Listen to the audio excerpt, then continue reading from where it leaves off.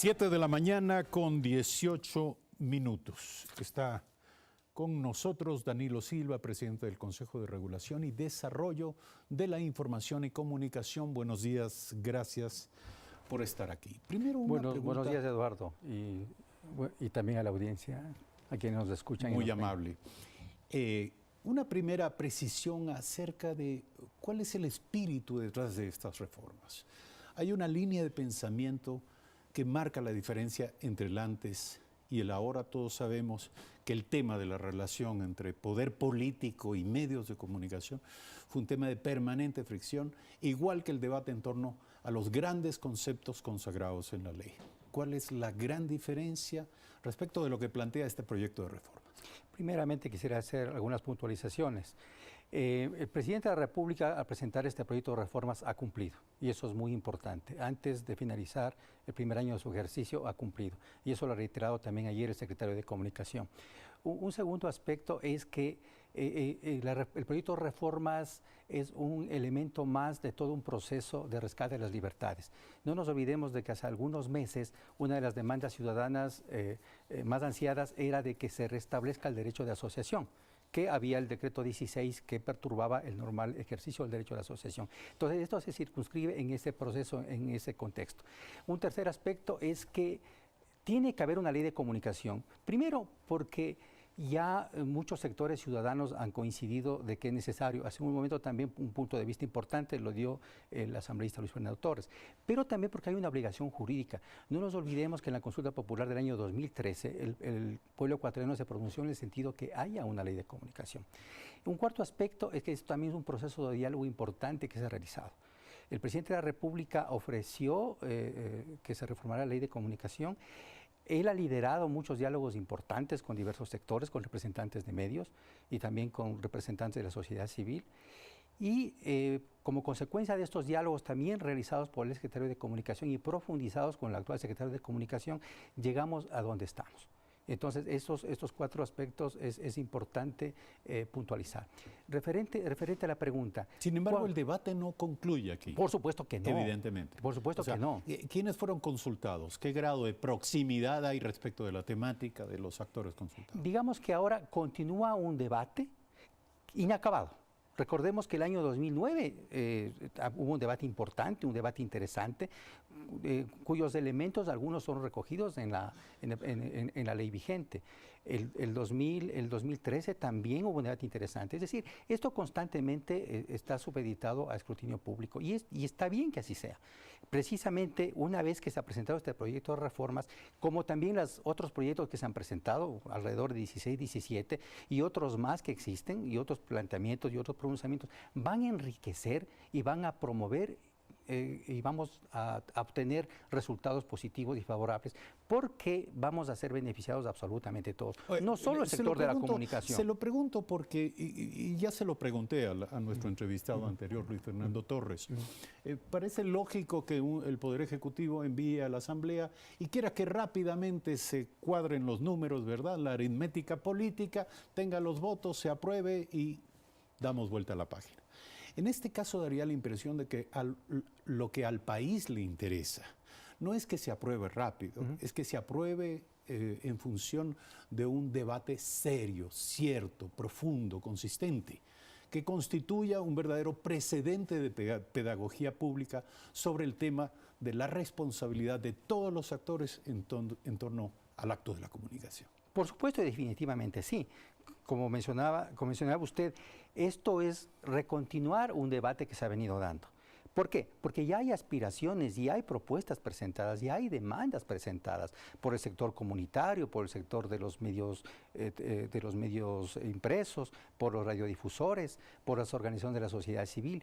Hay libros, hay muchos escritos que precisamente cuando se hacía la defensa de los derechos eventualmente vulnerados, y de hecho algunos vulnerados, ya están allí. Y como consecuencia de eso, precisamente, uno de los cambios, contestando a la pregunta inicial, es ¿qué inspira esta reforma? Precisamente, y eso alineado con lo primero, de estar adecuada el ejercicio del derecho a libertad de expresión adecuado a los estándares internacionales. ¿Qué implica esto? Absolutamente promover el ejercicio de la libertad de expresión, que eso es fundamental y un eje central para la democracia. Entonces, eso es lo que inspira. Uno de los elementos perturbadores al ejercicio de la libertad de expresión definitivamente constituyó no solo la existencia de la Superintendencia de Comunicación, sino toda la actuación de control y vigilancia. La libertad de expresión no tiene que ser objeto de control y vigilancia. Eventualmente, y lo señaló muy bien el asambleísta hace unos minutos, eventualmente, si hubiera un abuso de libertad de expresión, lo que opera es la responsabilidad ulterior. Y ojo, responsabilidad ulterior en jueces ordinarios, en materia civil o penal según el caso, y también eventualmente en acciones constitucionales, habeas data o acción de protección. Pero se está eliminando lo que se incorporó en la ley que se quiere reformar, la responsabilidad ulterior administrativa. Eso es materia de lo que va a ser eliminado de la ley. Es que tajantemente lo que porque ya no habrá además la Supercom, que era el organismo encargado de sustanciar este tipo de... Es que precisamente lo que se pretende es eliminar este sistema perverso de hostigamiento que generó a una autocensura en los medios de comunicación. Cambiar este sistema inquisitivo, persecutorio y sancionatorio a ir a un sistema de protección de derechos. Y ojo, de derechos que implica también proteger el ejercicio de la libertad de expresión de todos, no solo de los comunicadores. Entonces, es un cambio sustancial entre un esquema sancionatorio frente a un esquema de protección que ya existe en el Ecuador. Ahora, la autocensura es algo más complejo, si me permite, porque la autocensura puede ser practicada por comunicadores, no solo por influjo de la presión causada por el Estado, organismos como la Supercom, también como resultado de la presión causada por los dueños de los medios de comunicación sobre los intermediarios o productores de contenidos. Puede ser, y eso está prohibido a nivel internacional y a nivel nacional también, definitivamente. Hay un tema que tiene que ver con la relación de los actores de la comunicación y uno de ellos es el relativo a los códigos deontológicos. Dice, los medios de comunicación, sustitúyase el artículo 9 por el siguiente texto. Los medios de comunicación social deberán expedir y publicar por sí mismos códigos deontológicos orientados a mejorar sus prácticas de gestión interna y su trabajo comunicacional. Evidentemente, estos son, digamos, acuerdos o compromisos asumidos de manera independiente y voluntaria por los medios de comunicación. No tienen el carácter obligatorio de una ley. La ley les obliga simplemente a elaborar el código deontológico, pero observarlo ya va a quedar a discreción de los propios actores de la comunicación. ¿Cómo tiene que ser? Porque hay un estándar internacional que dice que el Estado no puede imponer códigos de comportamiento, códigos de ética, pero definitivamente sí es esencial y necesario que existan esos códigos. Ahora, en gran parte de esos códigos, ¿qué está? Normas de observancia que tenemos que hacer todos los ciudadanos y ciudadanas. Cumplimiento de normas de tratados internacionales y normas previstas en la Constitución Política. Ahora, hasta allí, en lo que tiene que ver con los derechos de los actores vinculados al cumplimiento de estos códigos. Pero hay un numeral, el numeral I, que en el artículo 8, respecto de las normas mínimas de códigos deontológicos, dice, estos códigos deberán generar mecanismos administrativos para la tramitación de solicitudes que presenten los ciudadanos. Digamos que hay un ciudadano que no está de acuerdo con algo que se ha dicho aquí y que se considera afectado en sus derechos por eso. De acuerdo a esta disposición, debería haber un código deontológico en este medio de comunicación que incluya mecanismos administrativos para la tramitación de la solicitud que ese ciudadano haga en función de la defensa de los derechos que siente afectados. Confírmeme si esto es así.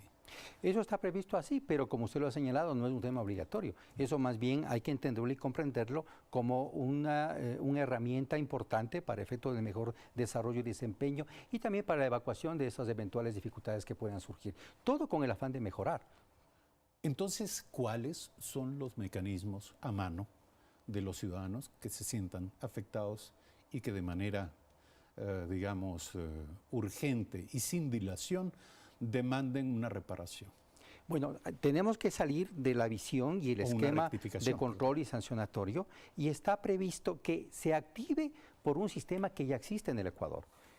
La Defensoría del Pueblo ya tiene por disposición constitucional la obligación de proteger y tutelar derechos, ¿sí? Todos los derechos de los ecuatorianos.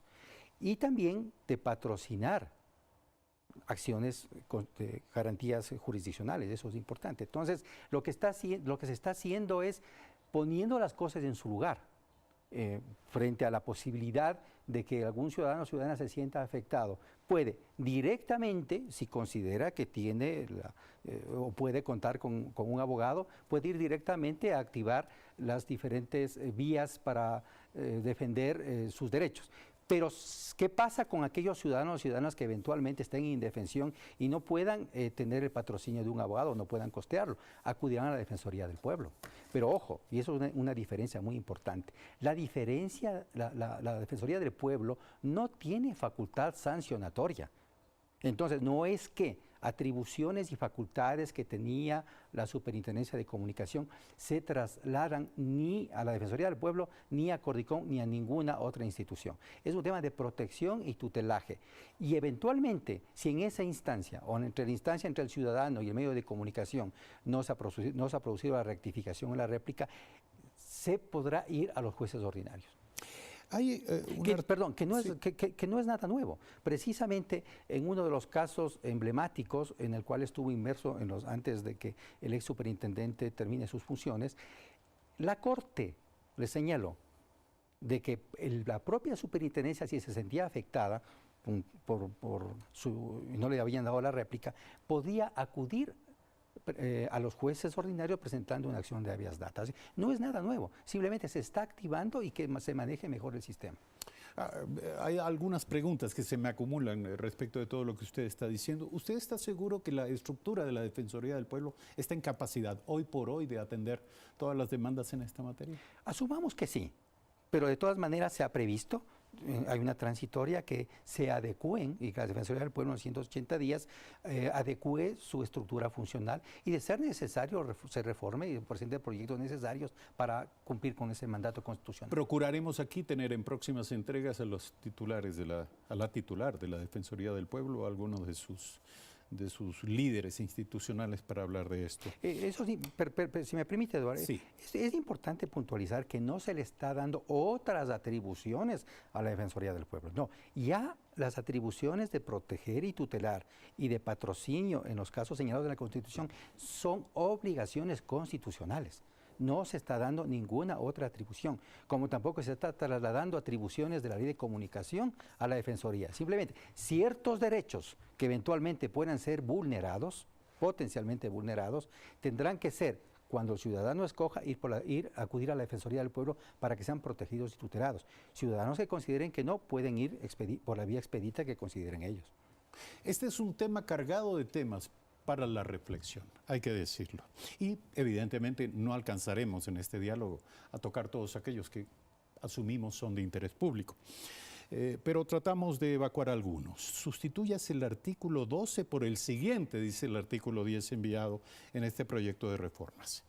¿Qué dice el nuevo artículo 12? Principio de democratización de la comunicación e información. Las actuaciones y decisiones de los funcionarios y autoridades públicas con competencia en materia de derechos a la comunicación propenderán permanente y progresivamente a crear las condiciones materiales, jurídicas y políticas para alcanzar y profundizar la comunicación democrática mediante el ejercicio del derecho a la comunicación, el acceso equitativo a la propiedad de los medios de comunicación, a la creación de medios de comunicación, a la generación de espacios de participación, etcétera, etcétera. Cuando se habla de acceso equitativo a la propiedad de los medios de comunicación, ¿cómo debemos leerlo? ¿Qué está detrás de eso? Una democracia se alimenta con libre circulación de ideas y opiniones y se enriquece con la participación de la mayoría de ciudadanos, pero también que haya la oportunidad de que haya otras voces, otros medios que no solo sean los que ahora existen. Eso posibilita que las personas se informen mejor y ejerciten mejor su derecho a la comunicación. Pero estamos hablando de mantener la equivalencia y la proporcionalidad entre estos tres dimensiones o mundos de la comunicación de los que ya se hablaba. La comunicación comunitaria, la comunicación privada y la comunicación pública. Eso no se ha tocado, se conserva. Eso se llama la repartición equitativa del espectro radioeléctrico. Se ha conservado el 33, 33, 34. ¿Sí? Eso es un tema muy polémico, pero se ha considerado respetarlo. En la Asamblea Nacional, entiendo yo, se enriquecerá el debate y la Asamblea Nacional resolverá lo que considere pertinente y conveniente. Ahora, se lo pregunto porque mi inquietud tiene que ver con el hecho de en qué medida este es un principio determinante o que anima el enfoque que deberá orientar el proceso de desinversión pública de los medios Gamavisión OTC, que entiendo serán privatizados. Se propenderá a que estos medios no caigan en manos de grupos que de suyo ya manejan muchos medios de comunicación. Se evitará la concentración excesiva de medios de comunicación en grupos empresariales. Bueno, hay un mandato, hay un estándar internacional y también hay una obligación jurídica prevista en la ley de que se tiene que impedir los oligopolios y los monopolios y la concentración. Ese es el límite. Ese es el límite y hay normas precisas en ese sentido. Entonces, cualquier mecanismo que tienda a desarrollado para hacer esta venta de estos activos tendrá que observar esas limitaciones, definitivamente. Quisiera preguntarle cuál considera usted que es el tema que más urgentemente debería ser debatido de manera pública alrededor de este proyecto de reforma. Me parece que el tema de la institucionalidad y cómo va a ser el flujo del ejercicio de los derechos. Porque, ojo, nos acostumbramos a ver también que per se hay una confrontación entre libertad de expresión y los otros derechos, lo cual no es cierto. Entonces, lo que hay que promover y proteger es la libertad de expresión y solamente en los casos excepcionales que eventualmente se pase la línea y se vulneren otros derechos constitucionales, ahí es donde tiene que activarse el sistema. Tenemos que olvidarnos esa sensación de que a primera vista la libertad de expresión vulnera otros derechos, y es al contrario. Y entonces esa es una labor fundamental asignada a todas las instituciones del sistema, proteger y promover libertad de expresión. Para concluir este diálogo, hablando de institucionalidad, ¿cuáles serán los nuevos roles del Cordicom? Ya, previamente quisiera también puntualizar un aspecto. Un tema también, un debate inacabado, digamos, en Ecuador, y muy importante, es esto de que si la comunicación es un derecho humano, la libertad de expresión, un derecho humano, es un servicio público. Sí, es inacabado. Pero a la postre tenemos ahora una norma constitucional que dice que es servicio público, pero también tenemos una sentencia de la Corte Constitucional que ha avalado eso. Entonces, ayer ha anunciado, y me parece muy importante, el secretario de Comunicación, que el presidente de la República remitirá a la Corte Interamericana de Derechos Humanos. Elevará una consulta a la Corte Interamericana. Exactamente. Y eso tiene varios efectos. Uno, el reconocimiento un reconocimiento reiterativo de respeto absoluto al sistema interamericano de derechos humanos. Y segundo, que sometemos este tema importante, ¿no es cierto?, a la Corte Interamericana. Lo que resuelva la Corte tendremos que cumplir, nos allanaremos.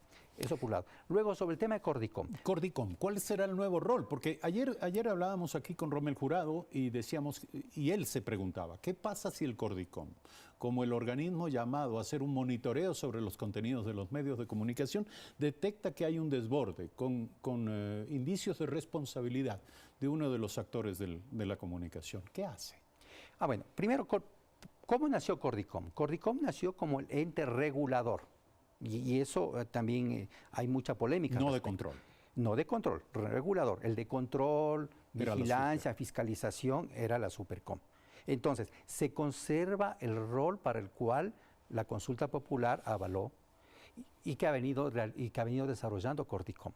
Se conserva eso. Pero se agrega la función, incluso en su nombre, de promoción de la comunicación. Y dentro de eso, promoción de la libertad de expresión. Con el fin de trabajar conjuntamente con todos los actores para mejorar los contenidos y para que la ciudadanía tenga la oportunidad de informarse mejor. Entonces, y dentro de en esa misión, ese nuevo rol, se ha considerado pertinente incluir en el Consejo a un representante de la academia. ¿Qué mejor que la academia dé su aporte y su apoyo a esta misión importante, lo que implica la función de regulación y promoción? Pero nuevamente, en su opinión, si el CORDICOM, resultado de ese monitoreo, encuentra un elemento o indicios de un uso abusivo o violatorio a los derechos a la comunicación, ¿qué hará la CORDICOM? Bueno, ¿Podrá ser también actor de una demanda? A ver, eso es, en el caso hipotético que usted plantea, eso implica un trabajo técnico, un análisis, ¿no es cierto?, muy técnico, con especialistas, y donde ¿qué paso seguir? No denuncia ni nada por el estilo, presentar a la Defensoría del Pueblo, para que la Defensoría del Pueblo analice y eventualmente vea si hay o no hay derechos vulnerados, y sobre esa base active el sistema.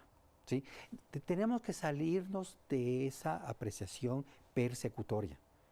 ¿Sí? Entonces, análisis técnicos. Ahora, ¿qué es lo que está haciendo CORDICOM? Por supuesto que hay muchas investigaciones, mucho trabajo.